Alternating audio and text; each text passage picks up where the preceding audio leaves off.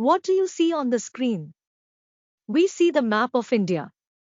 Now we know our country, India, is a democratic country where elections are conducted periodically and we choose a leader or prime minister who works for the welfare of the country.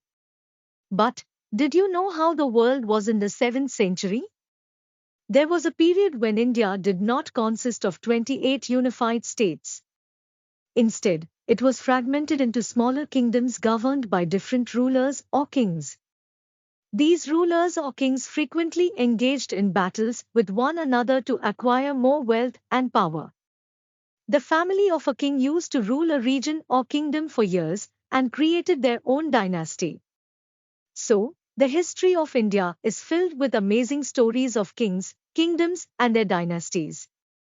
In this chapter, we will unravel these stories and understand a bit more about them. So, we have divided this chapter into the following sections. First, the emergence of new dynasties.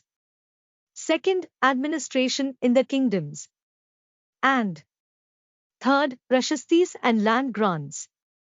Let's begin with understanding the emergence of new dynasties. This is a period of history in India that saw the rise of powerful rulers who formed their own kingdoms and had a lasting impact on the region. In the 7th century, there were big landlords and warrior chiefs in different regions of the subcontinent who were acknowledged by existing kings as their subordinates or samanthas. These samanthas were expected to bring gifts, be present at courts, and provide military support to their overlords. But as they gained power and wealth, some of them declared themselves to be Mahasamantha, Mahamandaleshwara, the great lord of a circle or region, and even declared their independence from their overlords. Let's take the story of the Rashtrakutas in the Deccan, for instance. Initially, they were the subordinate to the Chalukyas of Karnataka. In the middle of the 8th century, there was a chief named Dantidurga who belonged to the Rashtrakuta group.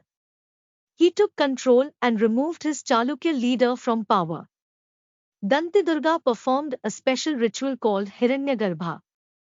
This ritual was believed to bring about a rebirth of the person performing it as a Kshatriya, even if they were not born into that social class. And being born as a Kshatriya was important in order to become a ruler during this period. However, it wasn't just the Samanthas who were building their own kingdoms. Men from enterprising families used their military skills to establish their own kingdoms.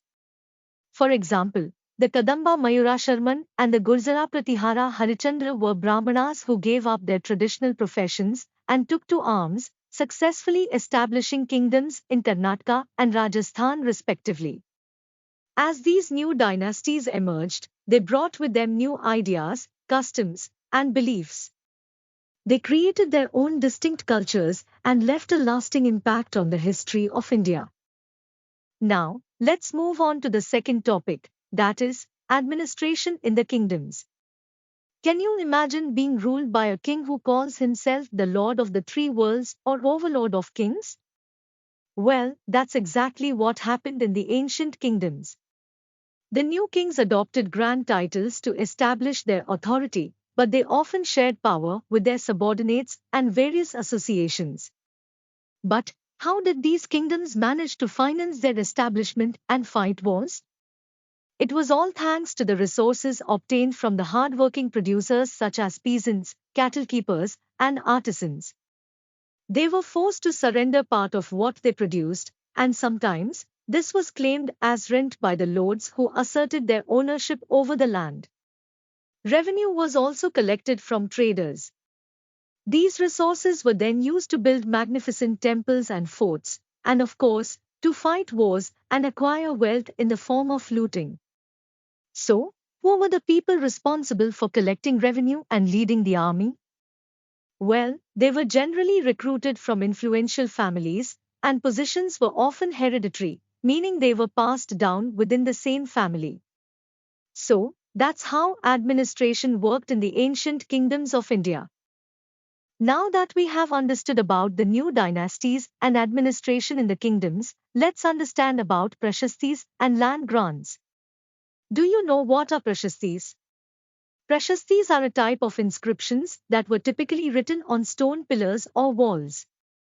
They were created to praise and honor kings, rulers, or other notable individuals, highlighting their accomplishments, virtues, and achievements. Prashastis are like certificates of appreciation, except they contain details that may not be entirely true, but they tell us how rulers wanted to depict themselves, like valiant warriors. And, can you believe that the rulers rewarded Brahmanas who helped with administration by granting them land? These land grants were recorded on copper plates, and the recipients of the land were given these plates as proof of their ownership. Can you imagine receiving a piece of copper plate as proof of owning land? It's quite interesting, isn't it? But that's not all. In the 12th century, a long Sanskrit poem containing the history of kings who ruled over Kashmir was written by an author named Kalhana. Unlike the writers of Prashastis, Kalhana was often critical about rulers and their policies. He used various sources like inscriptions, documents, eyewitness accounts, and earlier histories to write his account. In conclusion, Prashastis and copper plates provide us with fascinating insights into how rulers of ancient India portrayed themselves and rewarded those who helped them. As we come to the end of this video, let's understand about warfare for wealth. We will now study how rulers fought for power and resources, and how temples became the targets of their attacks. Did you know that ancient Indian rulers had a desire to control other areas outside their kingdoms? One such coveted area was the city of Kannauj in the Ganga Valley. For centuries, three powerful dynasties, the Gurjara Pratihara, Rashtrakuta, and Pala, fought for control over Kannauj. This prolonged conflict is known as the tripartite struggle.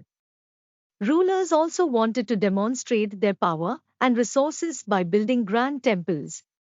But when they attacked each other's kingdoms, they often targeted these temples, which were sometimes extremely rich. A well-known ruler who did this was Mahmud of Ghazni from Afghanistan.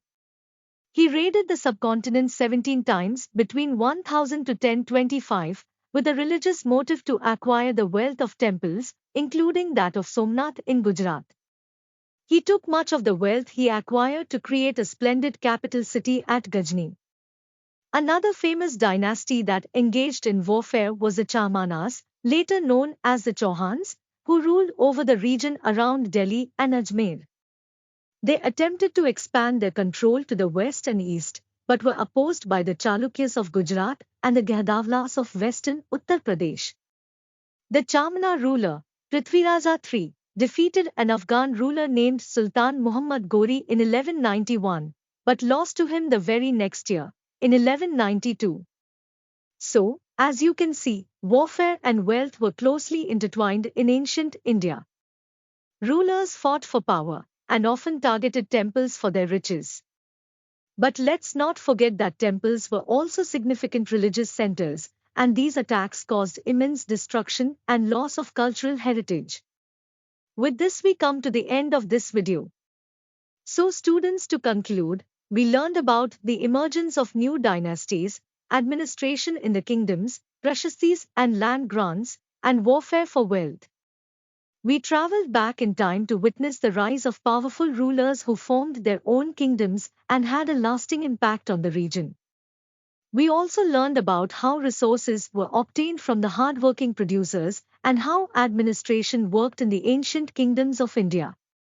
Prashastis and copper plates provided us with fascinating insights into how rulers of ancient India portrayed themselves and rewarded those who helped them. We even learned about how rulers fought for power and resources and how temples became the targets of their attacks.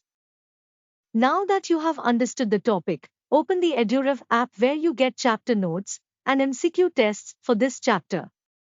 That's the magic of EduRev courses, you get everything in a single place. And, not just social studies, you get amazing courses for maths, science, English, Hindi, and much more on EduRev. Thank you.